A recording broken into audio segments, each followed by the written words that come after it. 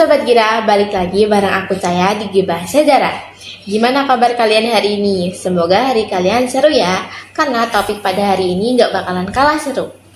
Tapi hari ini aku gak sendirian. Di samping aku udah ada Yasma dan Yunia yang akan membersamai kita. Halo guys, apa kabar? Hai, halo Sobat Gira. Tapi bentar, aku salfok nih. Kalian rapi banget pakai jas begini. Lagi ngerasa diundang ke Istana Negara ya?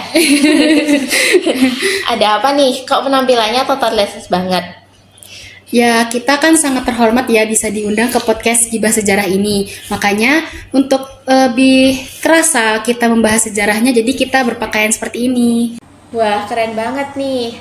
Nah, jadi Sobat Kira, di episode kali ini kita akan membahas peristiwa PRRI dan Permesta yang biasanya sih langsung dicap sebagai pemberontakan.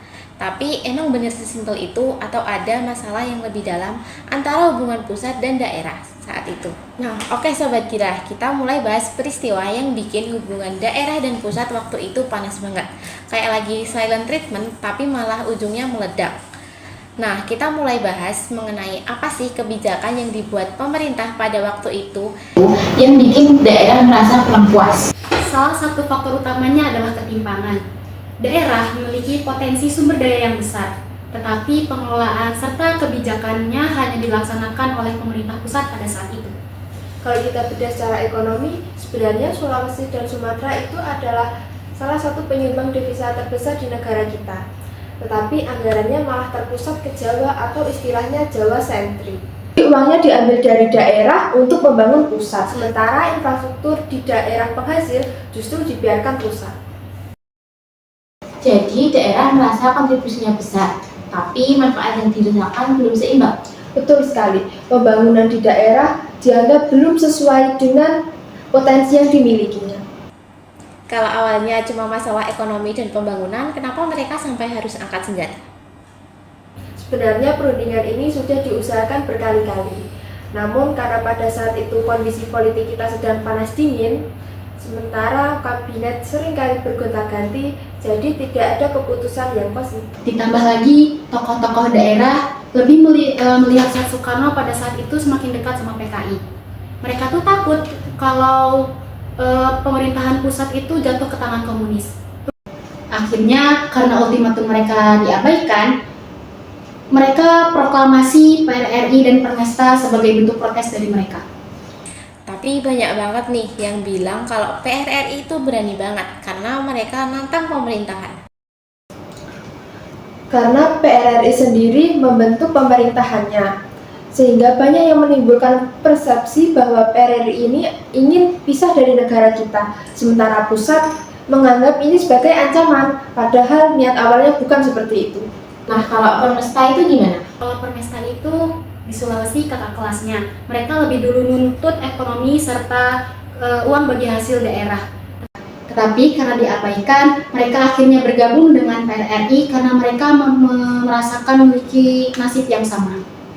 Nah, jadi penasaran banget nih, gimana respon Bung Karno pada saat itu?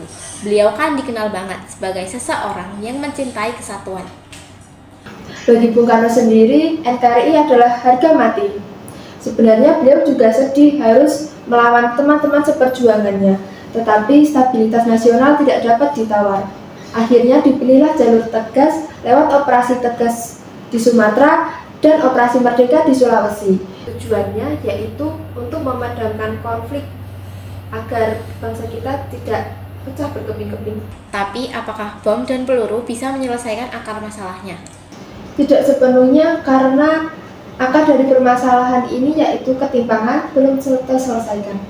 Kita juga harus lihat dari sisi daerah dong. Mereka angkat senjata karena merasa dianaktirikan. Aspirasi mereka selama ini diabaikan selama bertahun-tahun. Jalur militer memang cepat untuk menyelesaikan konflik, tetapi cara itu tidak sepenuhnya benar karena cara itu dapat menimbulkan luka batin yang cukup dalam serta menyebabkan puluhan ribu jiwa melayang. Nah, bicara soal perang nih, katanya ada campur tangan asing. Itu benar gak sih? Betul sekali. Amerika Serikat lewat CIA diam-diam membantu gerakan PRRI dan Permesta ini. Alasannya karena mereka takut bahwa Indonesia akan jatuh ke tangan komunis. Tapi apa alasannya Amerika itu takut Indonesia berubah menjadi komunis? Amerika Serikat sendiri menganut teori domino, yaitu di mana setiap negara yang jatuh ke tangan komunis, negara-negara di sekitarnya juga akan menganut sistem tersebut. Ditambah lagi bahwa Indonesia negara yang strategis dan besar. Buktinya juga sangat valid. Pada tahun 1958, TNI menembak jatuh pesawat Ellen Pop, pilot Amerika yang saat itu membantu Permesta di Ambon. Permesta sendiri tanpa bantuan logistik dari Amerika justru jadi titik kelemahan mereka. Begitu identitasnya terungkap, Amerika malu di mata dunia dan berhenti melakukan bantuan logistik ke Permesta. Permesta sendiri tanpa dukungan logistik dari Amerika, dukungan di daerah merosot tajam. Terus gimana endingnya? Apa mereka ditumpas habis atau ada jalan tengahnya? Setelah militer pusat menang dan bantuan logistik diberhentikan, akhirnya kekuatan mereka merosot. Tetapi pemerintah nggak cuma pakai senjata. Pada tahun 1961, pemerintah mengeluarkan kebijakan amnesti dan abolisi lewat keputusan presiden. Betul, tawarannya yaitu kembali ke pangkuan Ibu Pertiwi. Mereka yang menyerah dikasihani dan tidak dihukum mati, malah diterima kembali di masyarakat supaya luka bangsa tidak makin dalam. Nah, kalau kita ambil pelajaran dari peristiwa PRRI dan Permesta, Apa sih yang dapat kita pelajari? Pelajaran utamanya yaitu keadilan sosial merupakan fondasi utama persatuan. Peristiwa ini mengajarkan kepada kita bahwa ketidakadilan dalam pembangunan bisa membakar semangat disintegrasi. Jadi, otonomi daerah bukan sekedar bagi-bagi kekuasaan, melainkan cara negara memastikan bahwa setiap rakyatnya dapat merasakan hasil kemerdekaan dengan adil. Betul banget nih, sejarah ini mengajarkan kita bahwa pendekatan militer mungkin bisa menyelesaikan konflik. Tetapi, hanya dengan pendekatan dialog serta pemerataanlah yang bisa mencabut akar dari permasalahan ini. Persatuan tidak bisa dipaksakan dengan senjata, tetapi dengan kesejahteraanlah yang bisa menyelesaikan masalah mulai dari pusat hingga pelosok. Wah, gak nyangka nih kita sudah mencapai di penghujung acara. Terima kasih buat Yasma dan Yunia yang udah mau bagi-bagi ilmu sejarahnya. dan buat Sobat Gira, peristiwa PRRI dan Permesta bukan cuma soal pemberontakan, tapi tentang hubungan pusat dan daerah yang lagi nggak sehat.